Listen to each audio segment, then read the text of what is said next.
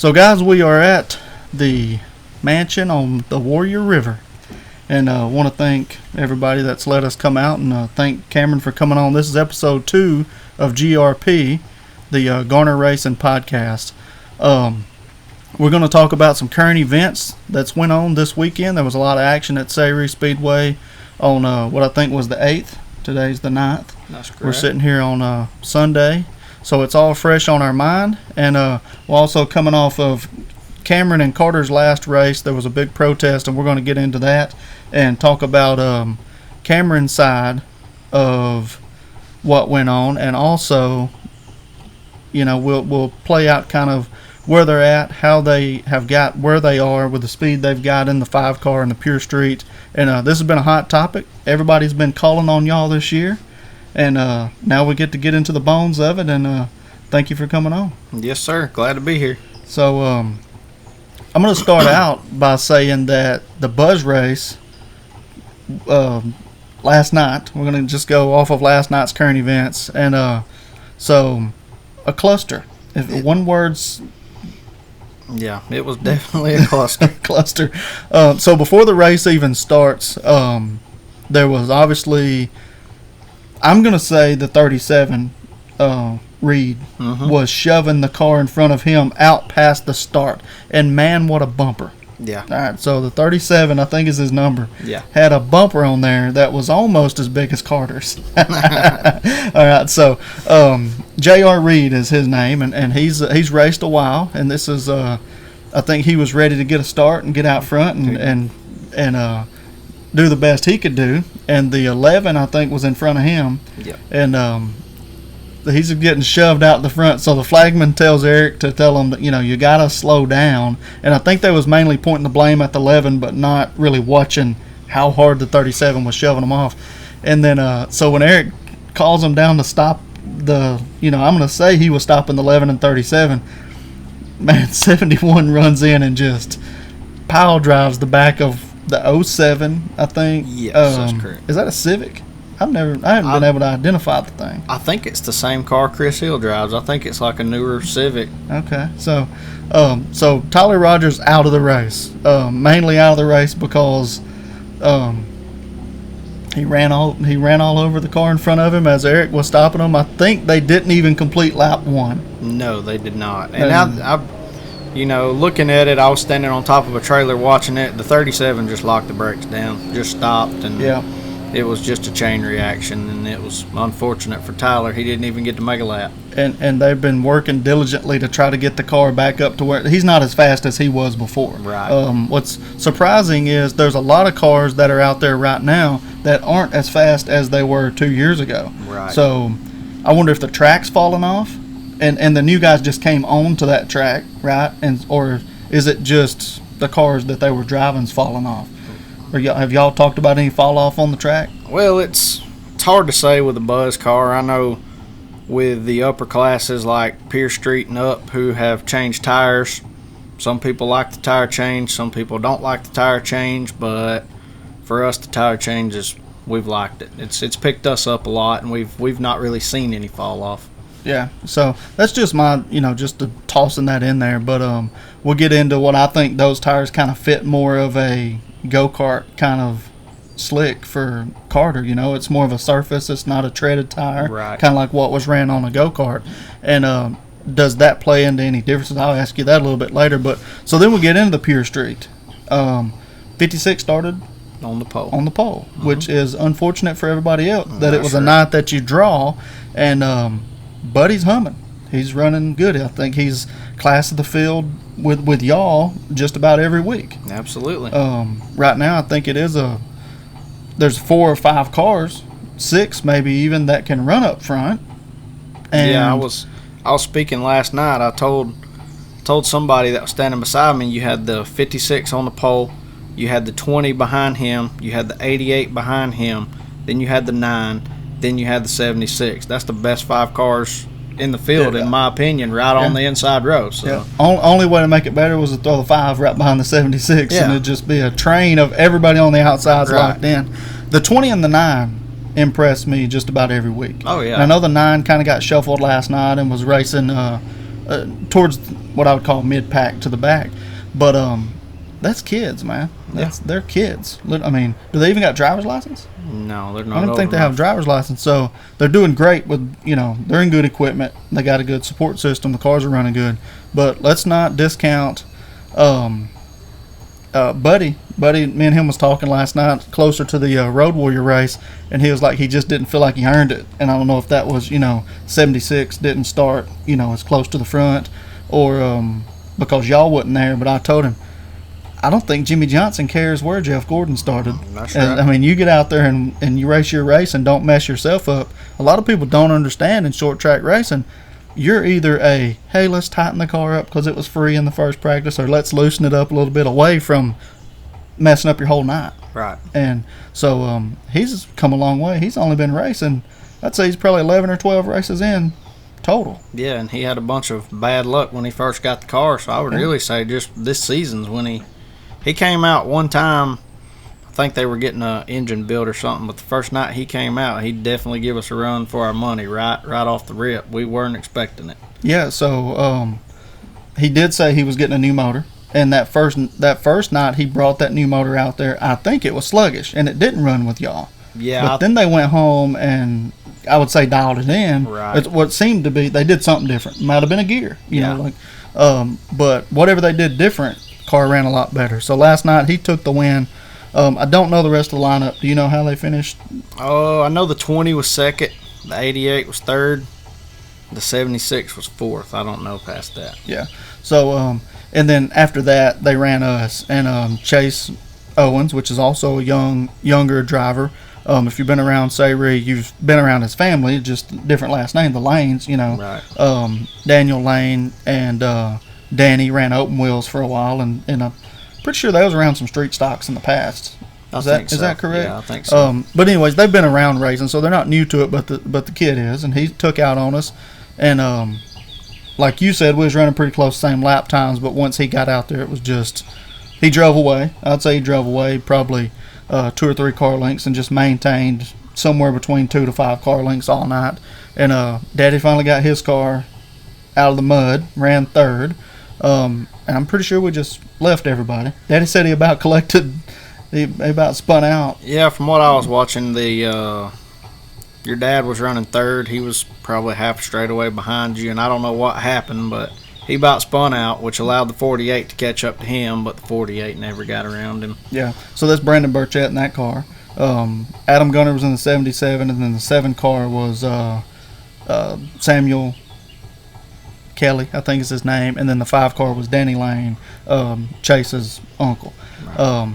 I took a couple stabs at Danny during the intermission after practice, and I was like, man, the kid showed you up last week. You was out there practicing. We didn't think it had a chance. He come out and ran second, And so same thing with Devin Stanley and Adam. I don't know what Adam driving the 77, obviously a different animal than what he's got, but Adam said the car's got motor. He just getting it under him. So Devin did pretty good in that car the week before, and I want to say it was more like a situational circumstance. Of course, Adam get to the corners just as good as Devin, but Devin did really good in the car. So the Pony Stock Snooze Fest, we just got in a straight line, I'd say, and just rode last night. I missed all the meleeing that happened last week when the 5 car about flipped over the 110 and the 7 was in there. Did you see any of that? No, I did not. I missed it. So, but there was the picture. The guy did some pretty good pictures. Got a good shot of it. After us, was it the Super Street? Yeah, or the Cannonball Run. Yeah, is what we can call it this week because man, I'm not used to having somebody to talk to, and it allows me to kind of be a little bit more adventurous when we can talk, because I don't have to know everything because you watch the races too. But let's talk first off. Drew Green, hot car. The car looks great. 40 car. 93 looked way better than they've looked. And then you throw Terry Doss back in there, and Shannon Dawkins was back up front. He looked like he was a competitive car. The 30 and the 29. The 30 car was Joe Odom's old car. Uh-huh. That car's a bullet. They got that car figured out. And a lot of it, I think, is also with, if you can drive a go-kart, you can drive anything. I believe that now 100%. Chase Argent is a wheel man. and he's smooth. Now, with what happened with him and Austin, I watched the video of Melanie Umber, and it was a lot of throttle that got Austin. It wasn't really a hook. The 30 car was under him about halfway down the front straightaway. And I'm jumping the gun, I know, because the Dawson incident happened a little bit before that, but the main incident was for the lead. I feel like the 30 car was under him. Did you see that? About the flag stand? Yeah. And it looked like Austin come down the track, I think, to try to kill his momentum. And Argent didn't lift. And at the point that it was, I'm Austin Oldham fan, good friend. I don't see the initial start of what happened being Argent's fault. Right. Now, Argent did, once he got down in front, Argent backed out, and then I feel like he got back in the gas to try to go on up into the corner where they needed to be, and that's what spun Austin out. I agree. I think that's pretty much what happened there, and of course Oldham and them was mad. And I don't know if Austin was mad, but the family and the people up there with him was aggravated at the 30 car. But Austin was trying to walk him down the track, kill his momentum. I think Austin got a bad run, got loose, and I think that's what happened there. Now the Doss ordeal, Doss, the 29 and the 28, going off into 3 and 4. Doss stuck it in there. He did. And was the 93 caught up in that too? Yeah. Or was it kind of from there? He drove under the 93, which caused the incident to take place. It looked to me like the 93 was trying to set the 112 up going in the corner, and when he hung it out a little bit, Doss stuck it in there, and it went from there. Yeah. So, but it didn't look like Doss had the drive down the straightaway to pass him. To me, it looked like the 93 come up the track to make that turn late apex, right? And then the 3 went ahead and stuck it in there, right? And that's kind of what I saw, what I figured. And I didn't have my phone out. Somebody asked, did I have the video of that happening? But I didn't get that one on video. But it's kind of what it looked like. Kind of looked pretty obvious that there was the 3 was going in for the pass. The 93 stayed high to make that late apex to get underneath Drew, which is a great car, but it just didn't have the speed last night to probably run top 3, but it was there. It was a good car. Fast enough to be dangerous. If they'd have got battling behind him, he probably could have won the race. Right. But it didn't shake out that way. So the 29, 28, the 3 were caught up in that with the worst part of it. And then we get to the 30 car trying to pass the 93, and I did get the clip of it it's on the Facebook Reels. And did you see that instant when the 30 was coming under the 93? I seen it, but I didn't see it as close as what your video seen when it was posted. Yeah, but I did see them get together off the corner and both cars shoot up, but I didn't know what happened. Yeah, so obviously when you're videoing it, you got to have your eyes on the video camera, and so, but I get the luxury of going back right then and looking back at that video and seeing what happened, and it looked like the 93 was late, even later, going to try to come off the corner and hold the 30 down. I don't think now, looking back and hearing the way Ryan was talking, Ryan Logan's in the 93, the way he was talking, I don't think there was any intentions on that. But it's what it looked like. It looked like he was trying to hold him down, and then their rear tires touched, and it just shot the 30 up the track. So a lot of controversy there, I would say, but it wasn't really as bad as it looked. And I think Ryan will watch the video and see it was just an incident or an accident that took place. Well, I think those two were kind of aggravated at each other, because after the first attempt at the green flag, when they spun, they put the 3 car to the rear, and Argent, which was on the outside, moved down trying to restart in the 3rd spot, and the 93 was kind of beside him, and I know they went down into turn 3, and Argent was kind of holding his spot because he wanted the 3rd spot and the 93 wanted it, and then they kind of beat and banged a little bit under caution down there in turn 3, and then on the front straightaway, Eric put them back how they needed to be. But I think there was a little bit of aggravation there. Okay. Yeah, so it was bred through a couple of different things. Yeah, I think there was a little bit of aggravation there, and then when he was getting past, Goose was probably like, well, I'm not going to run him dirty, but I'm also not going to give him no room, Right. It was probably a deal like that, but yeah, it was a good race, to say the least. So to lay it out, the front 2 cars started the race, and then there was a 3 on the 2nd row inside, and 93 was 3rd row. And so when 3 went to the rear, they moved them up? Yeah. They just moved the inside line up? I think so. No, okay. I think the 40 was actually behind the 3, but I think they put both of them to the rear because they both spun. Okay. I think it was the 3 and then the 40, if I'm not mistaken. The 3 and the 40 spun. Yeah. So that led the 93 all the way up. All the way up to third. Yeah.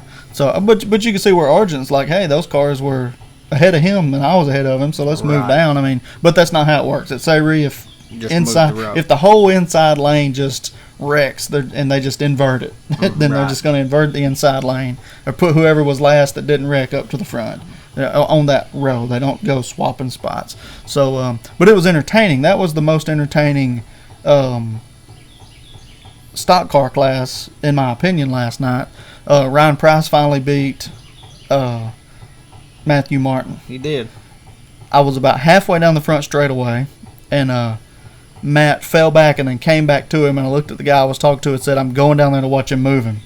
Matt had the car all night to move him if he wanted to. I felt like he did. I felt like he could have drove into the corner and moved him up. Right, but, yeah, I think so. It's Ryan Price, though. Ryan knows where to kill the momentum, I feel like, of the 168 to be able to stay ahead of him. He'd have had to move him to pass him. Yeah. Definitely didn't have the motor, in my opinion, and definitely didn't have the handling that Matt had. Right. But sometimes it shakes out like that. That's right. Fastest car didn't win, but Ryan's a pretty good driver. Oh, yeah. So Walter was out there. Jordan was out there. Jordan's bad luck with some stuff that's going on, trying to get the car back to participate at Sayre Speedway.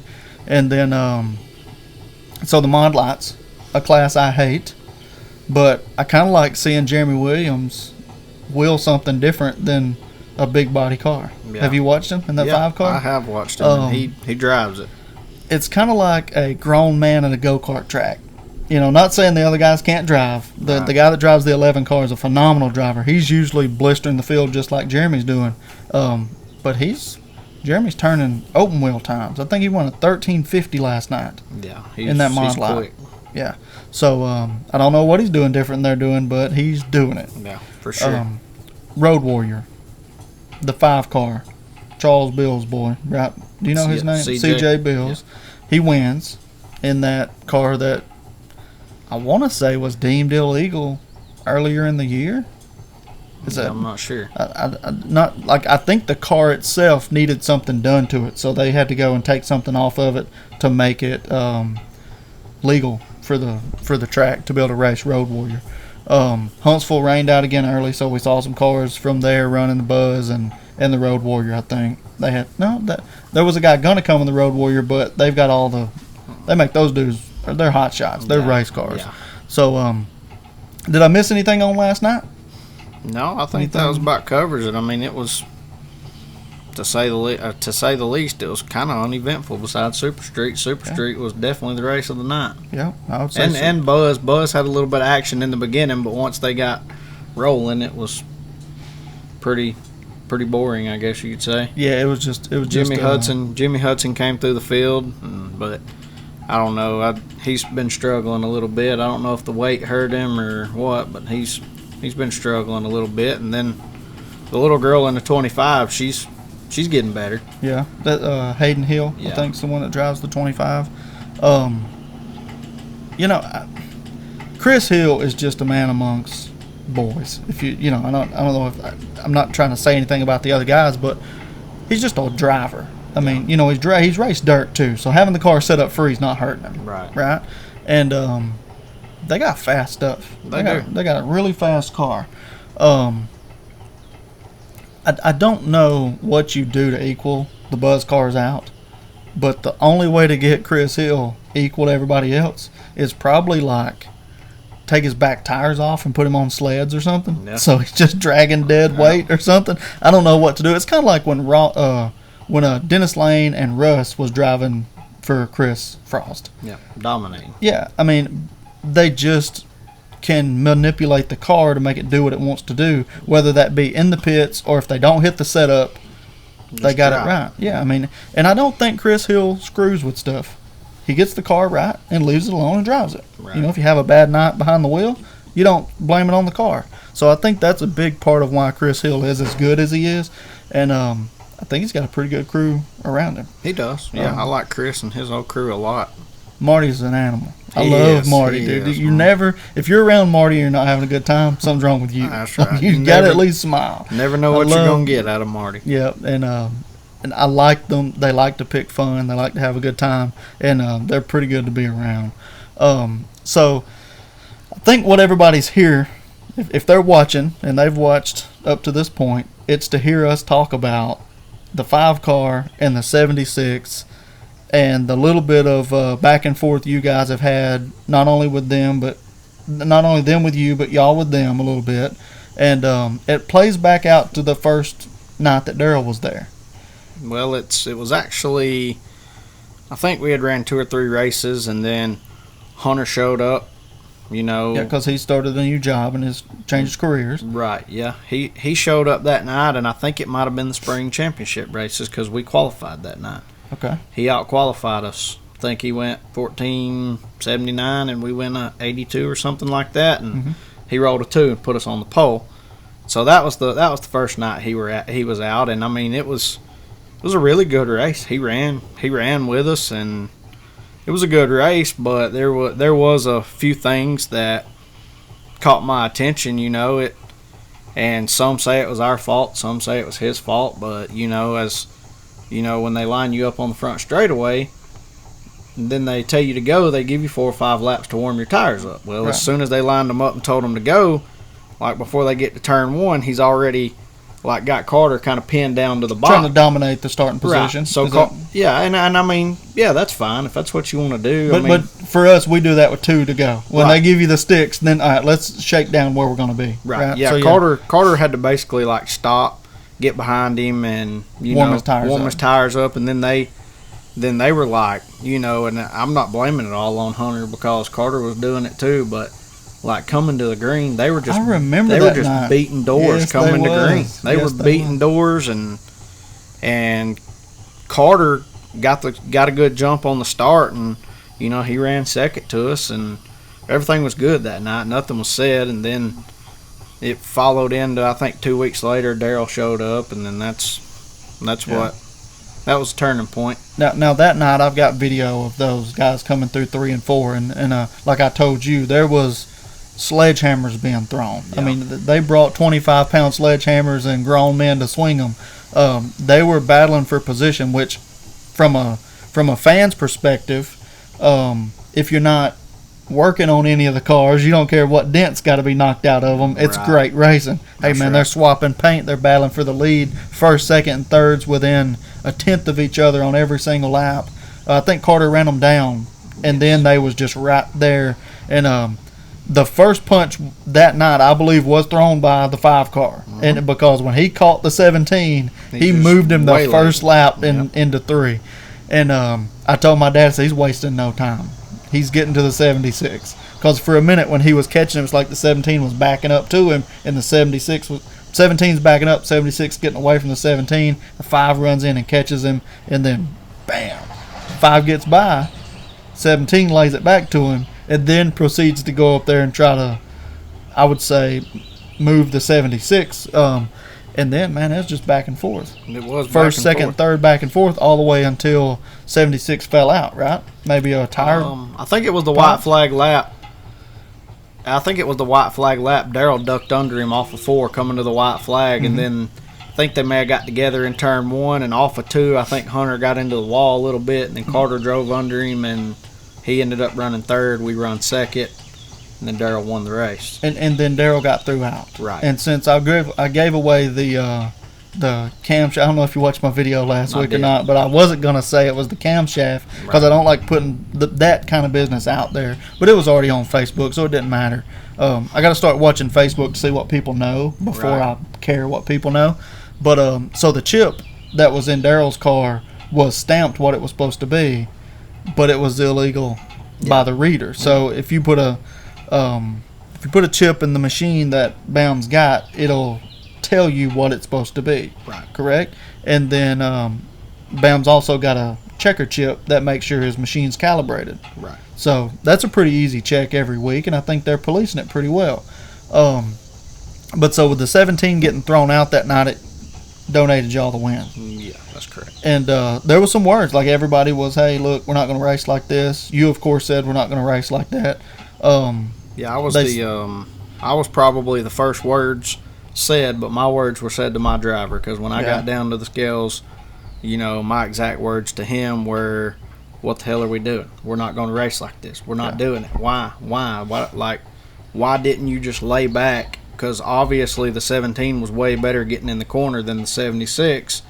And, I mean, my driver, he wasn't afraid to use the bumper that night, and the 17 wasn't either. I mean, he was using the bumper. I said, if you'd have laid back, wait. Like, you called him about 5 laps into the race. You still had 15 laps to go. Just wait it out, see what happens, and ride behind them. And then if one of them obviously screws up, capitalize on it. Like, we don't have to beat and bang and beat the hell out of each other's cars. And I was really irritated about that with Carter, and then the Dawkins were obviously very unhappy. They were, and rightfully so. Their car was damaged. Yeah, their car was damaged. They claimed the frame was bent, and Jim Parker even told me that their frame was bent. I pulled it, and I hate it. I hated it was like that, but I did feel like that night that we got a lot more heat from them than the 17 did, and I'm not blaming it all on the 17 at all, but I think that I just think that everybody should have got the same heat, and at the same time, like, I know last year the 76 car was dominating. He obviously dominated. He was very fast, and didn't he come out and win his first race? I think that big race. I think his first race he ever raced was the Trot Dog 100, and I think he ran second. Did he? Yeah, that's right. He did run second. He did. Yep. Yeah, he ran second because I think Bo Gray won. Yeah. Yeah, and like last year, I just remember him being very competitive. His really first race ever. Yeah, he was really good. And last year they had the car figured out, and like I don't know if they've changed anything, or obviously they've been around racing long enough to know their car's not as good this year as it was last year. Because I know, like, I was clocking that night when Darrell was there. I was clocking Carter as he was running them down, and then when he got to him, I was clocking the 76, which the 76 is having to drive a defensive line. But Carter was turning about 3.5-4 tenths quicker than them every lap. Right. So they were obviously off. Something wasn't right. And I really hate the way it all turned out. But at the same time, like, I tell Carter, if you're out front and somebody's faster than you, a tenth and a half, you can probably hold them off. But like, if you're getting hit in the corner, if you're having to park it in the corner and you're getting hit so hard that it's rattling your brain, move over. And I'm not saying anything bad about those guys. They probably think different than me, but in my opinion, that when it starts to the point when it starts damaging cars, let them go. We're going to work on our stuff, get faster, come back the next weekend. Right. And that's just the way I think about it. But like I said, I hate the way it turned out. I hate they were mad. And, I want to say if the shoe was on the other foot, I would be mad. But if the shoe was on the other foot, we probably wouldn't have been out there.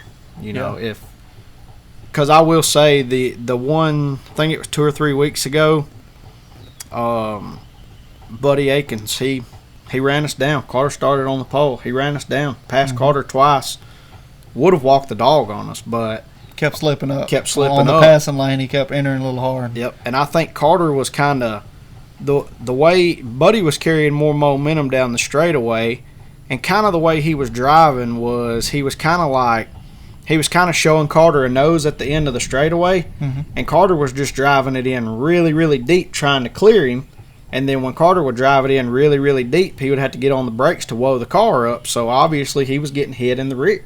Yeah. And Buddy came up and apologized, and I was like, man, don't worry. You were better than us. I'm not mad. I'm not mad at all about it. You were better than us. You had the faster car that night.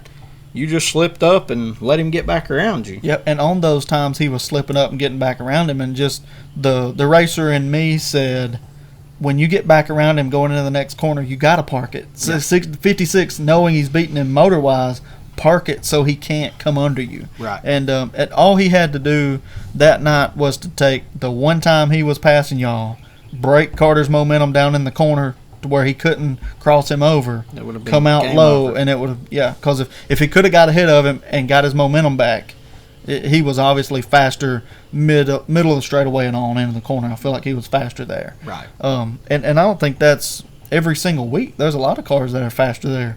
Y'all are just so much faster through the center of the corner. I feel like the motor's pretty torquey from center off, and it's hard to beat that. Right. I mean, it's hard to beat that. So the thunder's rolling in on us. Getting busted by lightning out here. But so there's obviously been controversy. There's been some good racing lately, and because y'all wasn't there this week, so I'm kidding. I'm kidding. But so we agree. We've talked about this. Carter's been rough some. Oh yeah. We agree. There's been nights that there was faster cars that could have beat Carter, but I think he outdrove them. Mm-hmm. And then y'all are working on your stuff. Like I roll up here today, and that's what you're doing, working on putting the car back together. So let's talk first. Carter wasn't there this week because he's at the beach, right, enjoying a week off. You was there. You was watching. I was. Y'all are fixing problems that were, and I think you want to talk about this, fixing problems that was found during the protest. That's right. So let's start there, and then we'll talk about what happened. So that night, y'all qualified the pole. I talked about this last week. This was last week's race, not the 8th, but the week before that. Y'all qualified the pole by a substantial amount. Got offered a little money by somebody to go invert the field. Right. You didn't just do it. Somebody offered Carter some money to go invert the field, and felt like it would be a good advantage for y'all anyways to invert the field, to put some of the faster cars that have a harder time passing back there behind some of the slower cars. Right. Is that accurate? Yeah, that was that was part of it. I mean, I'm not going to say, I don't know if he wants me to say or not who put the money up, but there was extra money put up that if Carter qualified the pole, invert the field, if you win the race, we'll give you the money. Yeah. And so, and me and Carter talked about it, and I was like, really the 76, 56, don't think the 88 was there that night. I'm like, and the 20, which the 20 actually, he didn't get a really good qualify, so he started kind of closer to the front. But I was like, putting those guys back there with you, they have to maneuver the traffic like you, so it's all about who's going to maneuver the traffic versus if you roll the dice and roll the 56 or roll the 76 to the pole, like you're going to have more trouble passing them, I feel like, than you would have coming through traffic and getting around them. Because, when you're coming through traffic, they're having to watch in front of them and kind of watch behind them at the same time, and we just felt like that was the best way to win the race. Yeah. And so that's what Carter did. He went down there and said, hey, I don't want to roll a dice with 6. Let's just invert the whole field. So there was maybe 11 or 12 cars? I think there were 10. 10 cars, okay. Mathematics, Cordova, counting them isn't my strong suit, right? No, but anyway, so he starts in the rear. 76 gets what I'm going to call a smooth line to the front. Everybody, it's like the water's parted for him, and he got out front, did exactly what he needed to do to set up and pass the car. So he actually played the hand he was dealt. He played it perfect. He got out front and he cruised. He was just out there. And then so Buddy Aikens obviously gave y'all a little bit of a challenge for maybe 4th. I think it was second. So Buddy got up to second. I was thinking y'all was battling Buddy for 3rd, but you might have been in 3rd passing him. But then Carter was obviously faster. So I want to know, because I've questioned you on this, why that night? And I know you can't protest backwards. Somebody asked that, but why protest that night knowing you was faster, seeing how much faster you qualified? You was running him down. One caution and the race would have either been a wreck or a win for y'all. I feel like y'all was that much faster. And I think the stand saw you was that much faster, and it made them question why that night? Why then? Well, A few weeks before that, I wasn't there. Well, it was actually The Nashville week. Yep, it was the Nashville week, and I think that might have been 2 weeks after the incident with Daryl, the 17 car. That was 2 weeks after was Nashville. Right. Where y'all got right reared, correct? Is that the same race we're talking about? No. Actually, it was the weekend. Okay, it was the weekend when the 17 car was there. You know, things got a little heated that night, and then the 2 weeks after that, Dawkins was leading the race.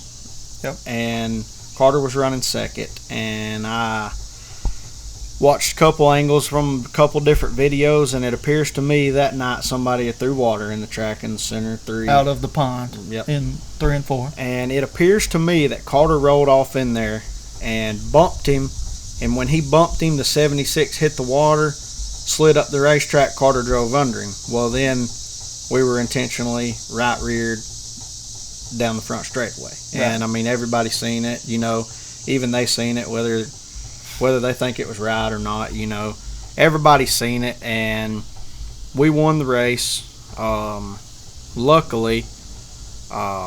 Luckily, when that happened, Beaugray followed Carter to second because caution came out shortly after that, and I feel like if the 76 would have been second, He got spun out, probably. well, yeah, we probably would have got wrecked.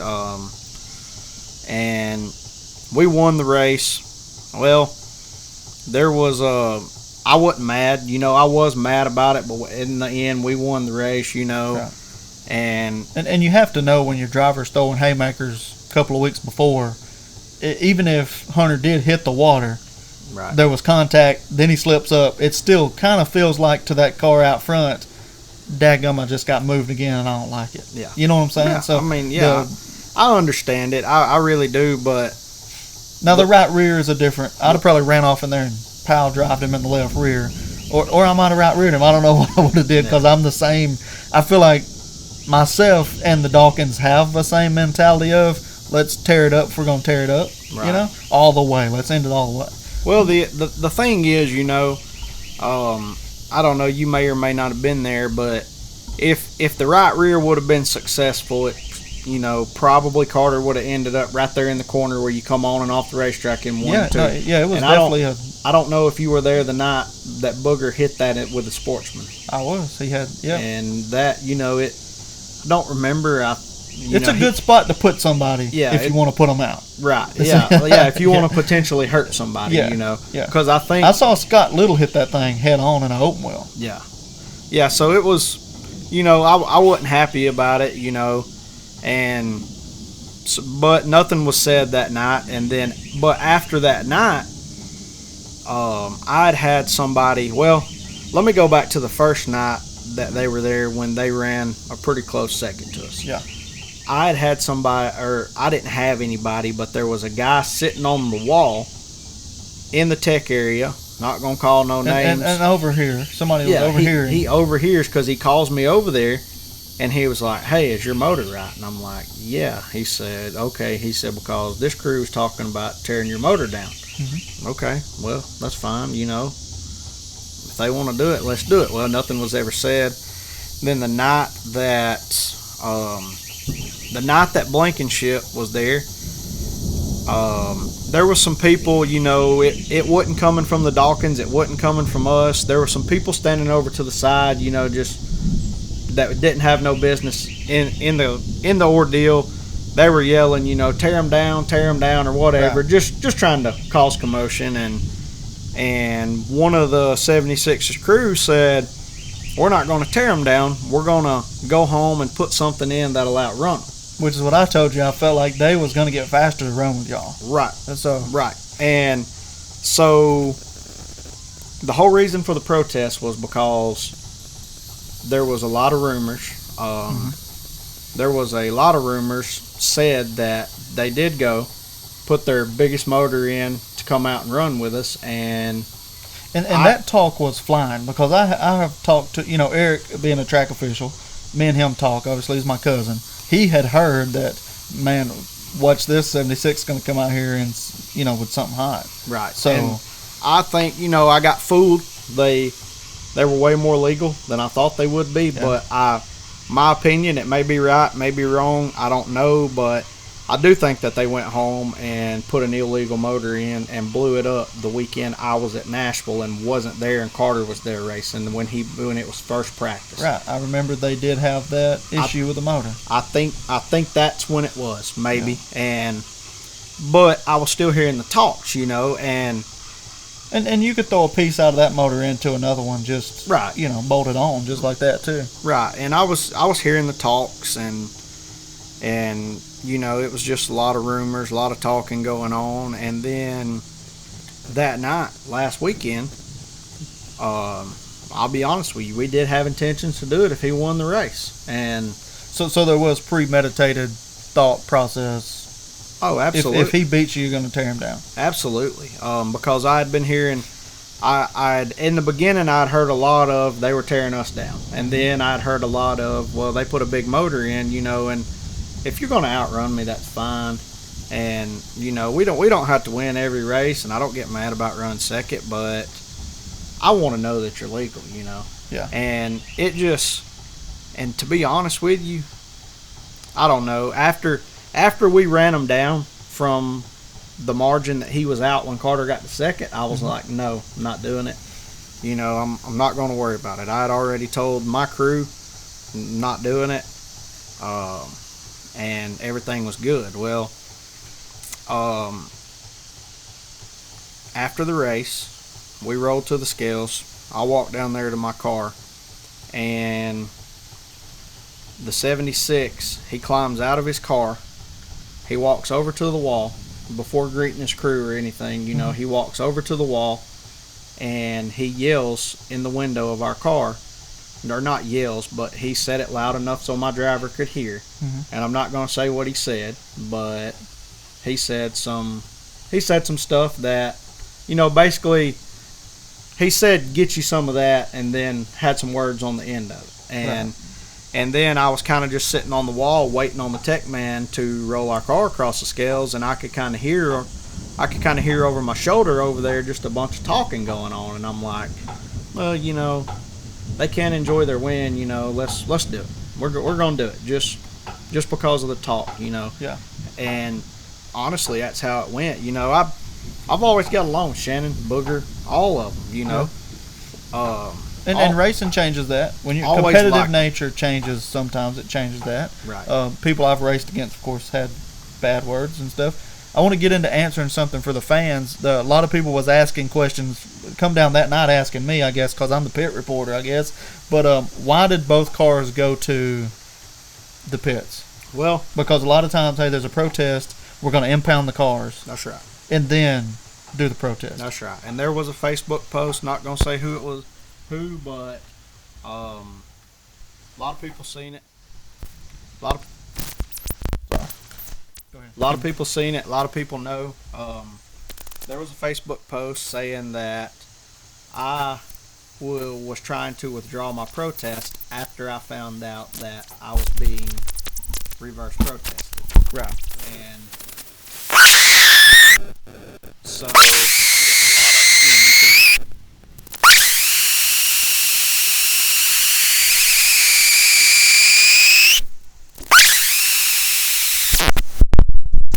all right. So we should.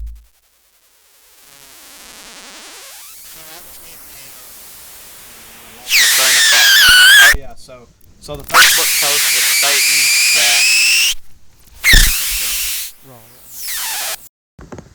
All right, go ahead. So the Facebook post was stating. Sorry about that. We got storms rolling in. They're killing the equipment. Yeah. So obviously, a lot of people. No, we was talking about. We were talking about the whole deal with the protest about going back to your trailers or whatnot, because right. Everybody in the fans seen both cars go back to their trailers, and that the deal was that it wasn't that I tried to pull my protest when I was being reverse protested, because I wouldn't have protested in the first place. What if I wasn't legal? Right. Because I knew either one of two things was going to happen. They were going to reverse protest me, because them, along with everybody else, wanted to see what was in the car, or they weren't going to tear down because they were really illegal. Right. And to be honest with you, once it started, I was like, well, you know, Illegal. they took my money, and I'm gonna take theirs, and then we're gonna go out even. But the deal was, Hunter gets in his car, fires it up, drives off, and then the tech man comes to me and was like, "Tell Carter, go to your trailer. We're gonna tear him down at his trailer, tear you down at your trailer, and we're gonna have one member from each crew over there, you know." Right. And I was like, "No, that's not gonna happen, you know, because they got 50 people over there that's mad, you know, and it's not gonna go well." Yeah, who are you going to put in the Hornets? Yeah, like it's not gonna go well that way. Yeah. And to be honest with you, I didn't like the thought of them going back to their trailer unsupervised, you know. Well, So- yeah, I mean, in the protest, I could agree with that. So and not that they would go change anything or like, I mean, it was a full motor protest. But you know, I guess it's possible. But I said I want my protest back if this is how it's going to be. Well, the tech man was like, "Okay, well we'll do that." And I said, "But you can't protest back in." You can't reverse the Yeah. protest if there never was a Right. protest. And he was like, I said, "So they're no longer protesting me, right?" He was like, "Well, let me see." So he makes a phone call, I'm assuming to Barry Martin. Yeah. And Which Barry- I think was curious to see what was in the 5 I car. agree. And Barry Martin says, once the money has changed hands, the protest is on. So if you want your money back, fine, but they still get to protest you. And I'm like, well, no, then let's go with it. But let's do it down here. And he's like, that's where you want it done. Let's do it here. I said, okay. Which So at they all called- point, there's never been a protest done at a trailer. Right, and I will say the tech man told me that he come up to me, he said, "I'm sorry." He said, "This is my first protest I've ever been a part of." He said that was wrong, you know. He said I shouldn't have did it. I said, you know, I respect that. I got a lot of respect for him after that, you know, because he was very honest about everything, about what he did or didn't know, and about the protest, and I got a lot of respect for him after that. But and so I was not trying to reverse or withdraw my protest when it was being reversed onto me. That's Right. not the deal. That was Well, the deal. It could seem that way. You Right. know, it could seem that way, but when both cars, everybody saw both cars go back, so it is a valid point there, you cheater. But I'm kidding. But so we got down into the brass of it. That's why both cars went back to the pits, That's because they was going to do what I think would have been a lot more cooler situation.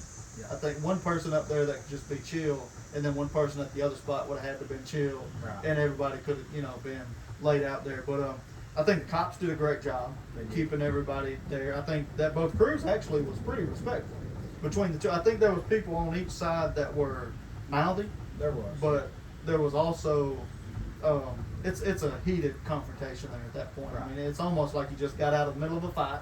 The race was the fight, and now you're going into a fight. Right. So hot motors, hot heads. But so they was deemed illegal. Yes. Let me ask you this, because a lot of people wanted to know: did they go into the bottom end of the 76 once they realized the camshaft was illegal? They did not. Did they go into the bottom end of the 5 car to thoroughly investigate was the 5 car illegal? They did. And so they went through your whole motor and only made it to the load lift of the cam in Right. the 76. Now we didn't get down to weighing. We didn't get down to pulling any parts out and weighing any parts. Just strictly off the part number right. It that was on the crank. my inspection plug was pulled and the numbers were pulled off the crank and the rods and checked that way. So everything was good there. And it actually benefited us. You know, it benefited us either way. You know, every time you roll through the gate, you hear something different where somebody else is saying, Oh, you're a cheater. the 5 car's illegal. There's Yeah. no way. And you know, I usually go up to the payout line to get payout, and I hear talk up there. And you know, to be honest with you, if it wasn't me, I would probably be thinking the same thing. You Yeah, know, I mean, you think about when Rottenberry was running. yeah, Nobody ever thought. Is that his name? Is that the correct way to pronounce his name? yeah, Rottenberry, yeah, Rottenberry. Man, when he was running, he was lively. yeah. I mean, and there's been times where different cars in different classes, it's just like there's no way that's a legal car. Right. You know, shoot, somebody mentioned to me last night, should have protested the 25 so, because he was handling. Yeah. I mean, what am I going to check his tires? Right. I mean, check what? Let me visually protest the tire pressure. There's no rules in some of it. I mean, there's no rules in our class.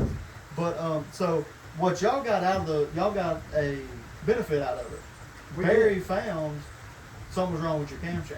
We did. We got a very big benefit out of it that potentially saved our motor and made us realize we were way down on power. We when he was trying to check the cam lift, which some people probably don't know how he checks it, but you pull the rocker arms off and he's got a gauge that screws into the hole for the valve cover, and he puts it on the top of the push rod and he spins the motor and reads it off of a dial caliper. And what it's supposed to read is it's supposed to spin 3 times on that dial caliper, which is 300. Then you times that by your rocker arm ratio, which is 1.5, and that's supposed to give you your 450 reading. Well, the number one cylinder on ours was reading like, I think it was like around the 150 area, so it was like half of what it was supposed to be. He's like, there's no way that's right. And I said, well, can we go to a different cylinder? And he said, yep. So we went to number 3, checked it at number 3, everything was good. It checked out, checked right, and then we brought it home. Which was shockingly less than a 450 lift cam. You don't have to say what it was, but yes, what Eric said, there's no way. right. And then Barry said, I'm going to check it again. Right. And make sure it was checked several times. It was checked a couple times on the number 1 cylinder, and which was probably the shocking. Yeah, they were like, yeah, there's no way. And then it was checked on the number 3, and it was checked probably 5 or 6 times on the number 3 before he finally realized, I'm not getting any more out of it. This is what it is. And so it was a little less than a 450 lift cam. And so we come back home, and I pull the lifter out on the one he was trying to check, and the lifter's mushroomed on the bottom. So we snatched the camshaft out, and half of the cam lobe is gone. It's gone. So don't know when it done it. The guy we get our cams from, he said that it probably done it when the cam was broke in, and that's the same motor we ran all year last year. When we brought the car out, we had another motor in it the first time we ever brought it out, and it lost oil pressure in practice, so we never got to race. And then we put this motor together, put it in there, and it's been running since. So we're putting new camshaft in it. So potentially there was room for lots of improvement on the heads. Barry was shocked at the heads that you had. The lobe was wiped on the camshaft, and could have happened at any point, but most likely when you was breaking it in is when it happens. Right. And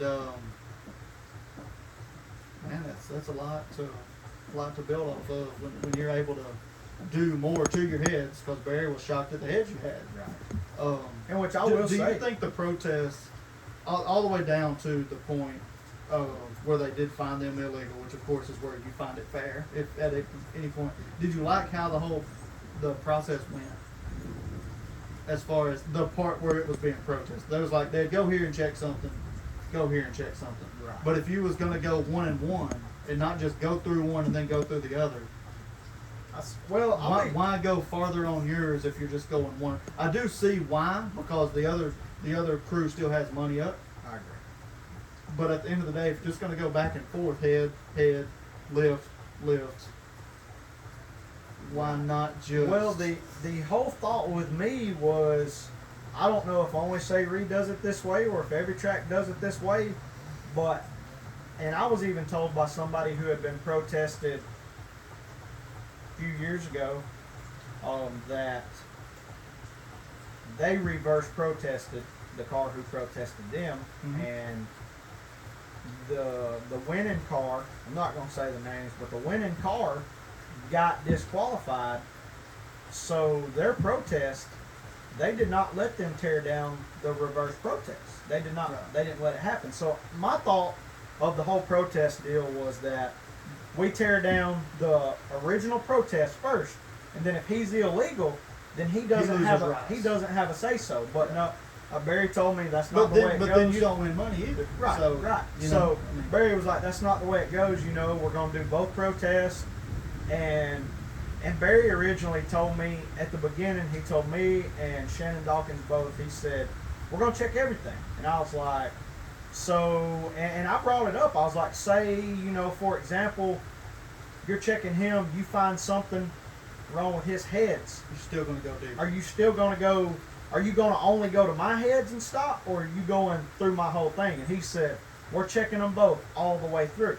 And I told Barry right then, I was like, "Well, I don't think that him nor myself, if we get throughout for something like on the top end of the motor, we're not going to let you go ahead and tear down the bottom. We're already disqualified. Why would we?" Yeah. You know, so. And at that point, you know, they were disqualified for the cam lift, and then we passed, and I was like, "So are we done?" And Barry was like, "No, we're going to go ahead and check your bottom end." Okay. Because Which is only the camera. Right. It's not like you're scattering it apart. right. Yeah. And you know, I thought it takes a really, really big Allen wrench to get my inspection plug out. Yeah. And I thought I had one in the toolbox, and I didn't. So I will have one from now on, but we were thinking that I thought you were just going to put a regular bolt in it. well, it actually takes like the head of a 5/8 bolt, a 5/8 bolt head, like one of our head bolts went in there. Right. So we had a pair of channel locks trying to break it loose, but we couldn't.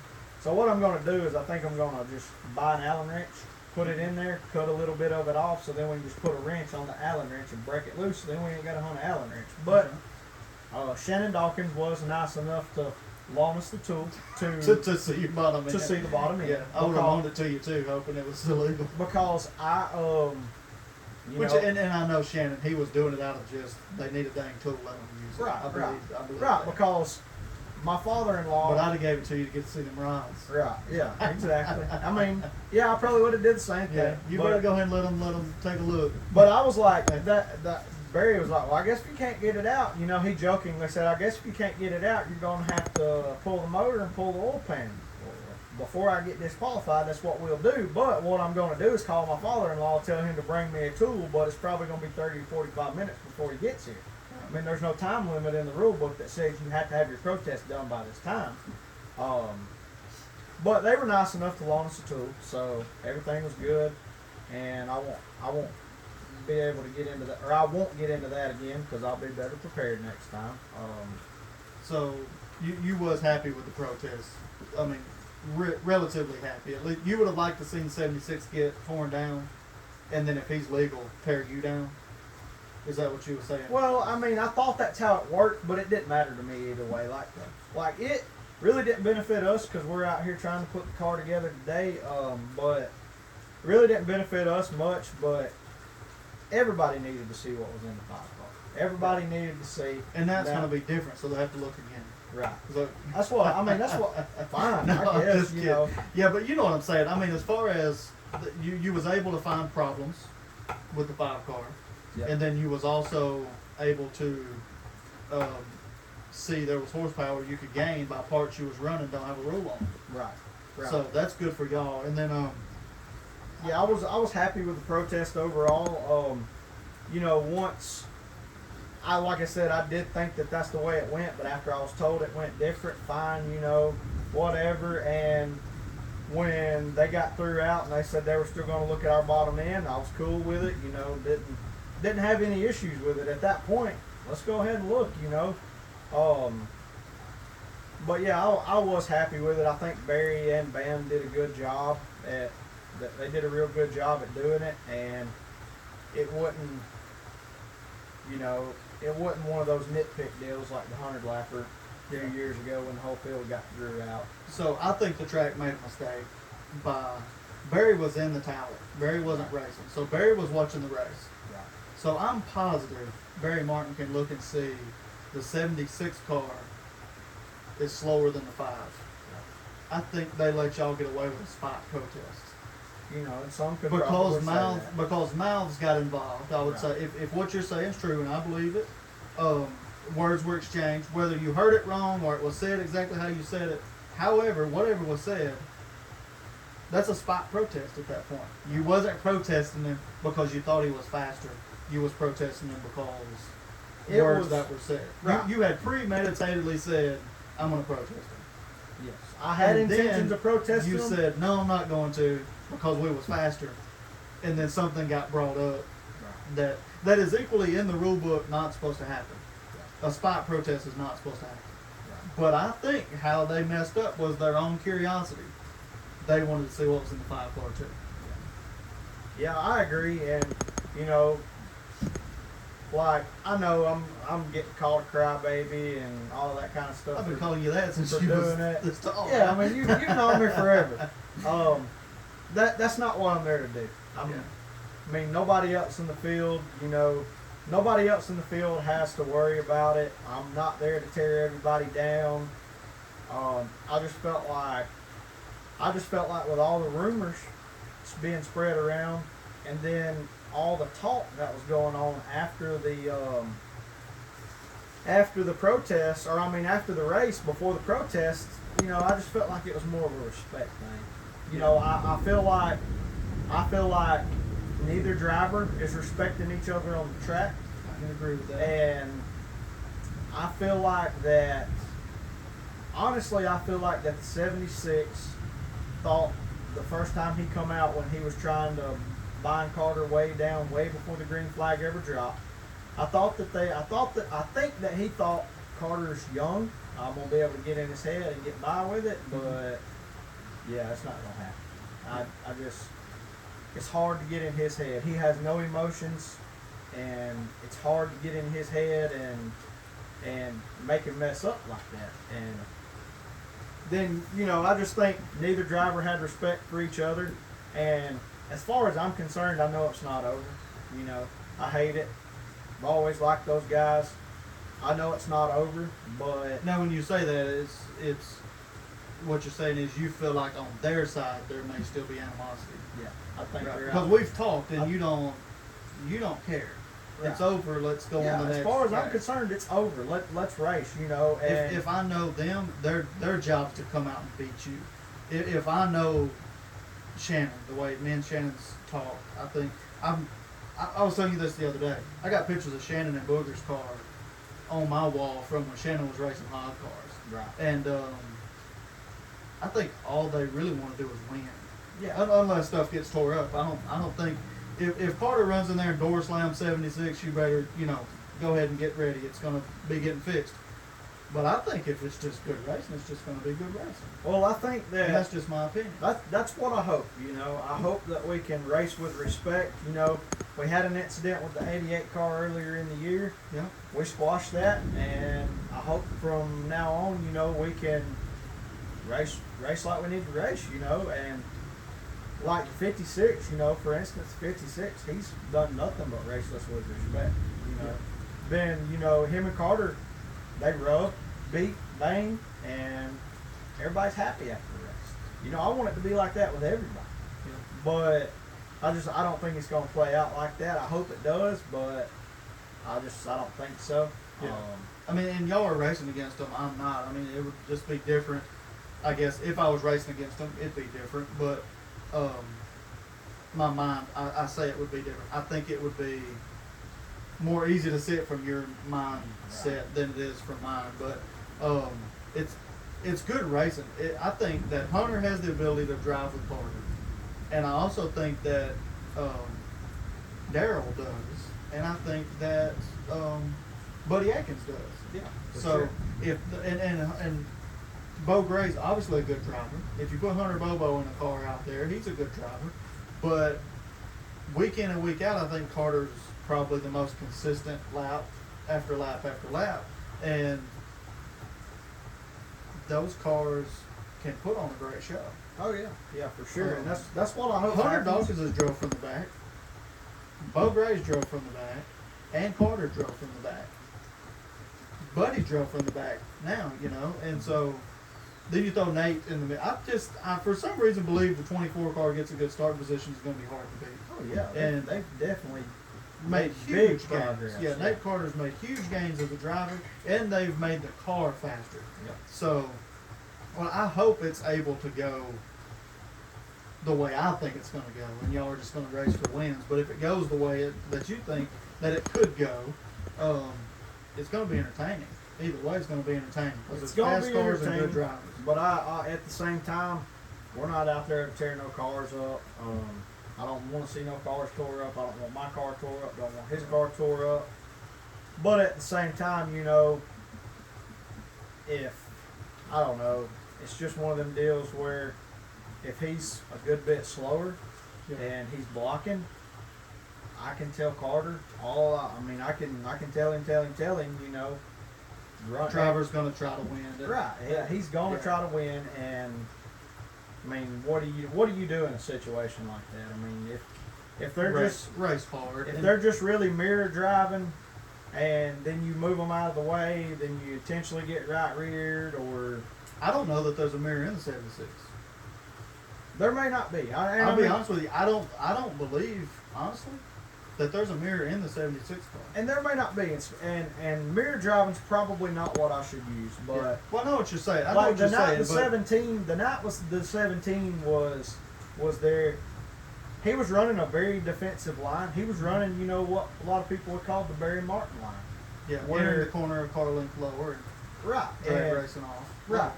And, you know, Barry Martin, he can do it with ease, you know, and it was said that night during all the argument, well, if you're that fast, go to the outside.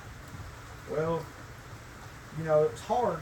We couldn't. You know, I strongly believe Carter would have attempted the outside that night, but he couldn't get the outside. Couldn't get which he run third most of the race. Really, the 17 run second most of the race, but he couldn't get the outside. He couldn't get the inside. You know, that's fine. Fight for the win, but at the same time, you know, you gotta kind of take into consideration that if you're that much slower, then you're going to get bumped. I mean, we're not like my driver's not going to go run 4/10 slower than he should just to ride behind us. Right. And I don't think they would either. But I do think their car was faster this week. It was much better. So this week. I think the competition is going to get back up there. So hopefully the protest allowed them to work some kinks out as well. Because I would like to see two cars running the lap times they're running, battling for a lead. Right. That's all I want. I just want good racing, you know, and I hope that we can all race hard. You know, Carter. I think it'll be hard racing. Carter and Logan, you know, the night Rogan won, you know, they were nose to nose for the win, and it was just hard racing, and I don't know. I hope we can continue that, but I don't know. Yeah. Well, I mean, there's no what ifs. You just have to go on to the next race and see what happens. That's it. And you know. but do you feel like you got to say everything? Yeah. That we, you know, we talked about this, and I want to thank you for being the first guest.